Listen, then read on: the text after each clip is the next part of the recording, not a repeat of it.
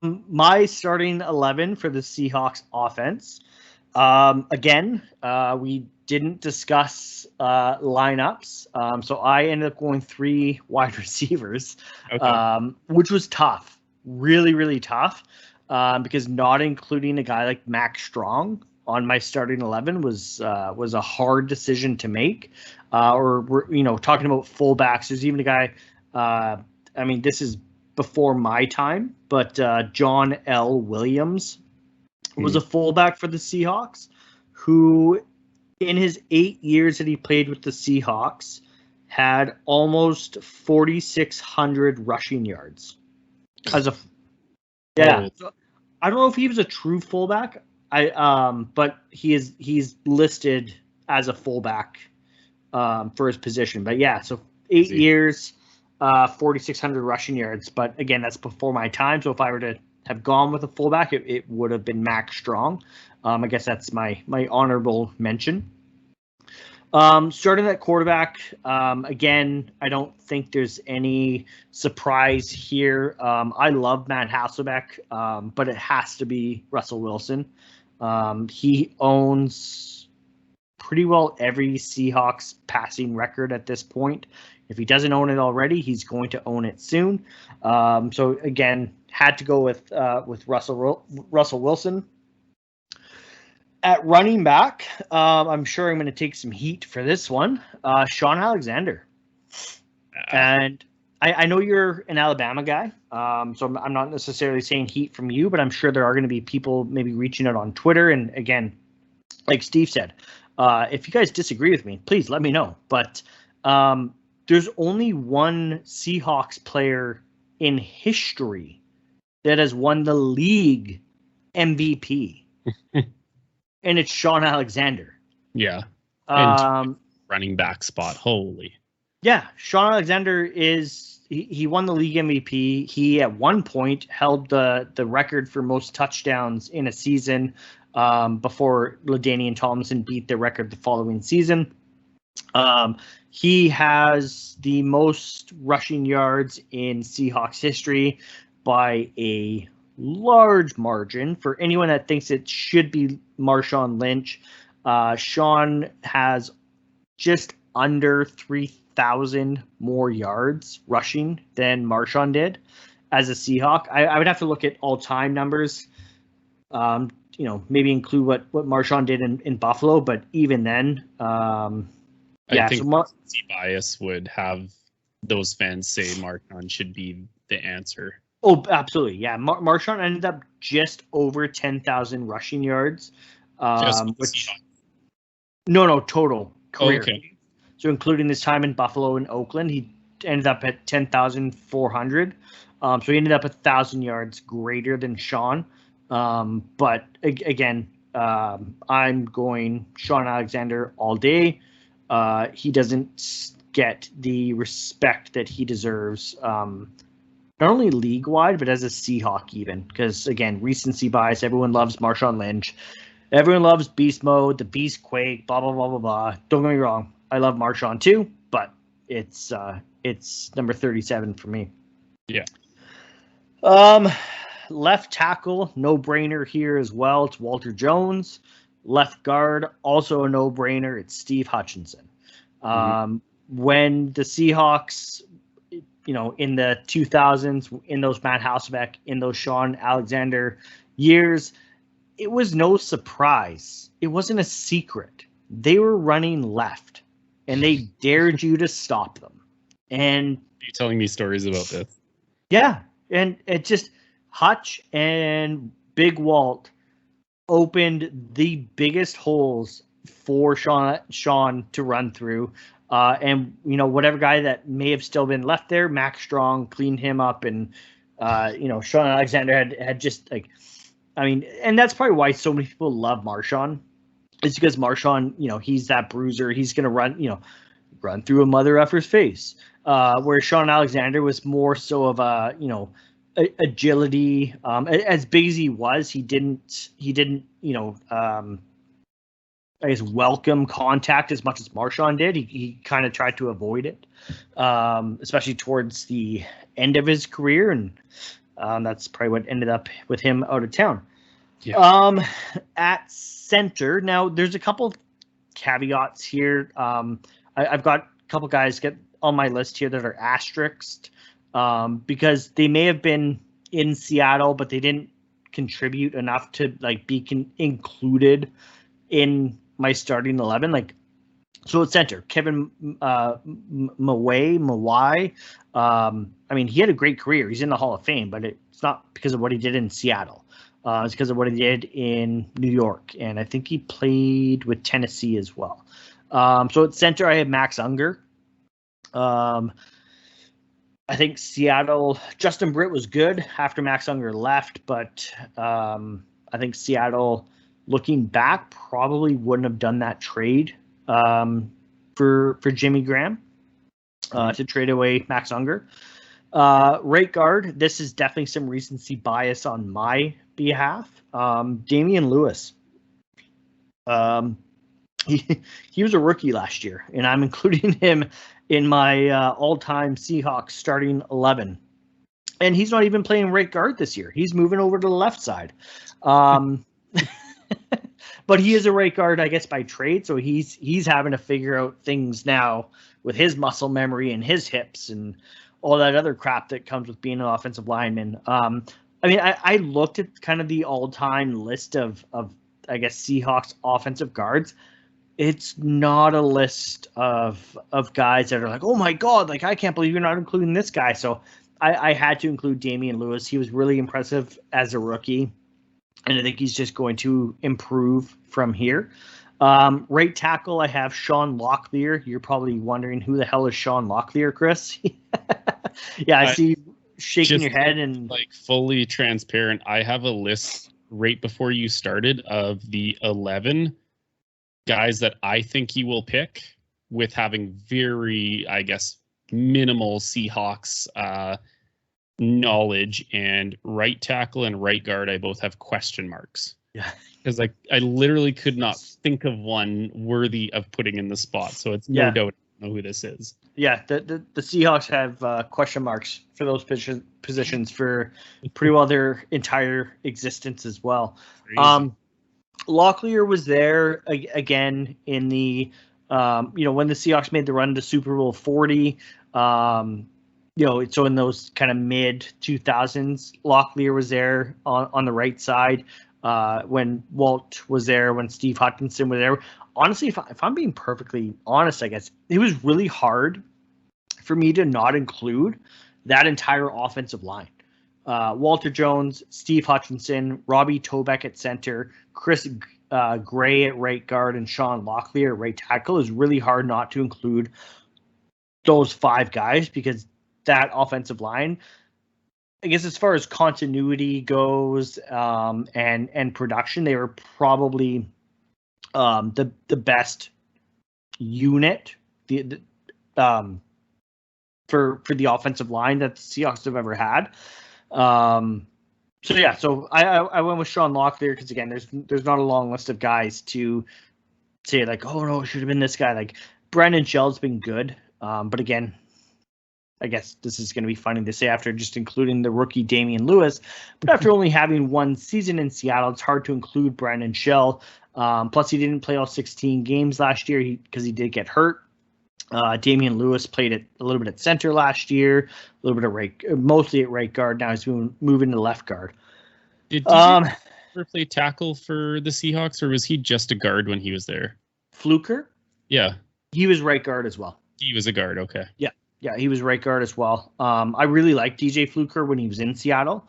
But again, my recency bias took over there, and I had to go with Damian Lewis there. Okay. But yeah, I was a big fan of Fluker. I was a little upset to see him go last season. But after seeing how Lewis performed, I was like, oh, well, not that big of a deal, I guess. At tight end, another wasteland position for the Seattle Seahawks. Oh my goodness! Wrong. I couldn't think of who to pick here. It was like I was like, oh my God, do I pick Jeremy Stevens? Do I pick John Carlson? Do I pick Mike Tice, yes, the Minnesota Vikings longtime head coach Mike Tice was a tight end for the Seattle Seahawks at one point in time. Do I pick Will Dissly? Do I pick?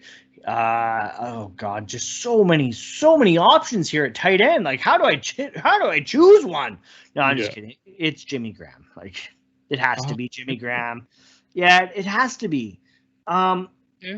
It has to be. It's again, it's a wasteland of a position. The Seahawks haven't had, world beaters at tight end.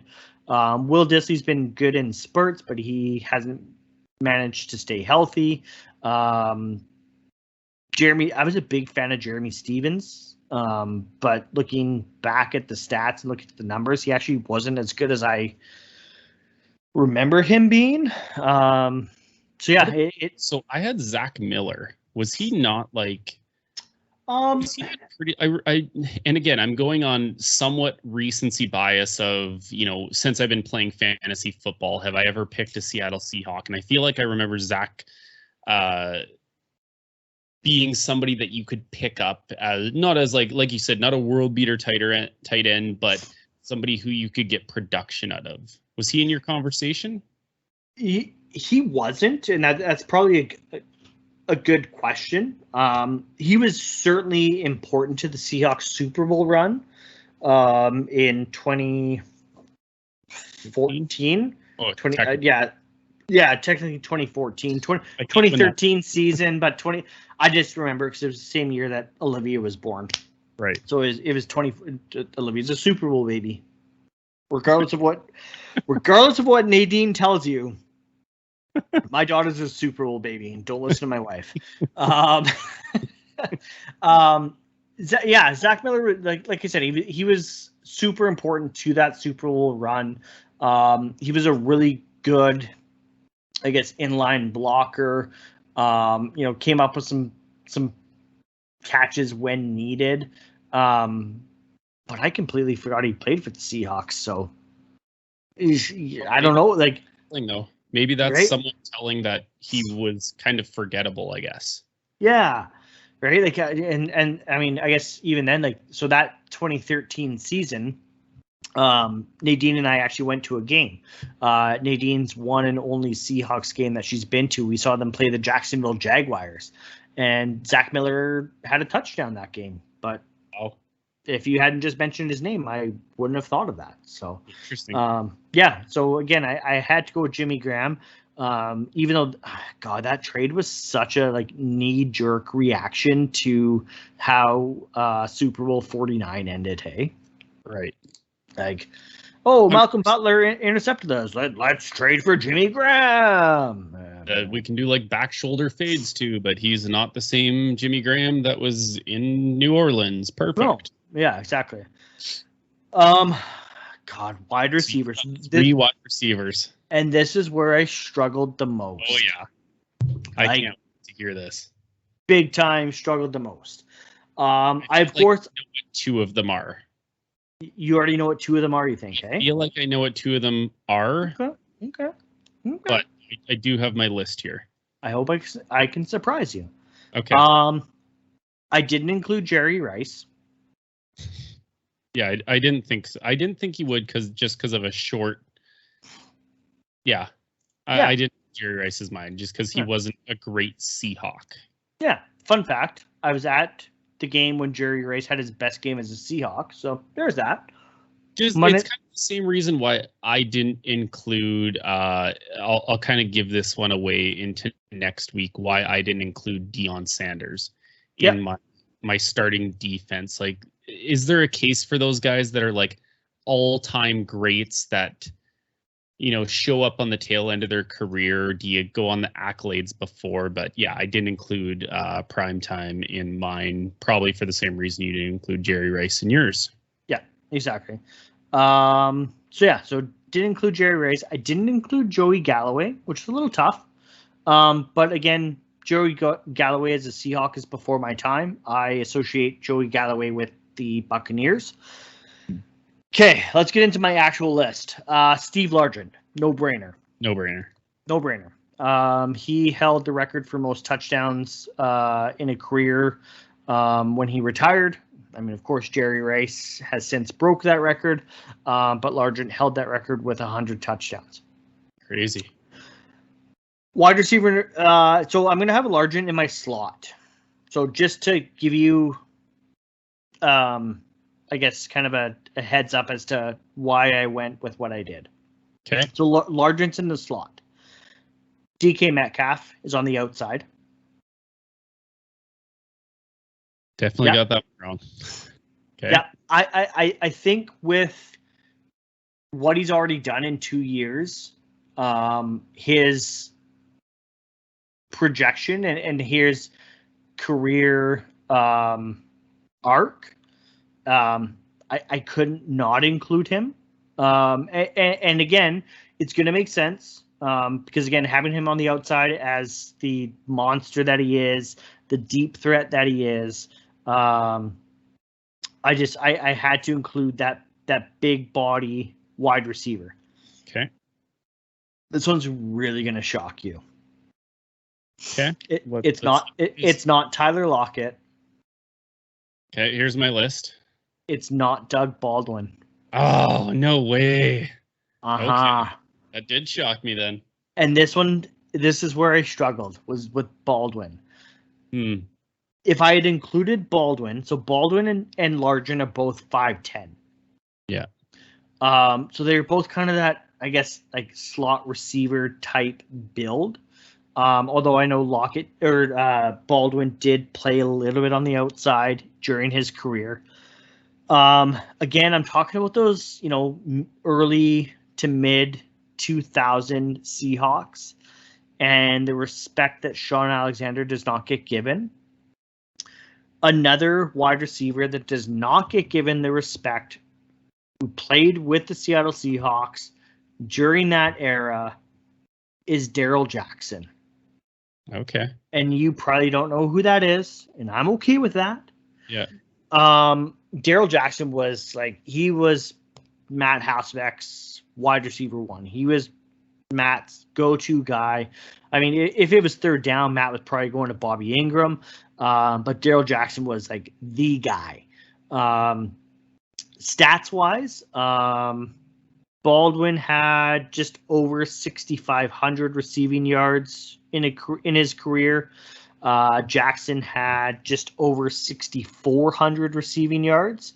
But the games played, there's a 27-game discrepancy between Baldwin and Jackson.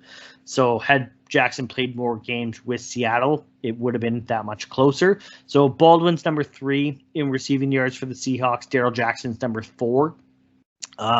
Which I just want to say, I'm sure some people are like, how did you not include Brian Blades? Again, before my time, people. So I went with guys that I know.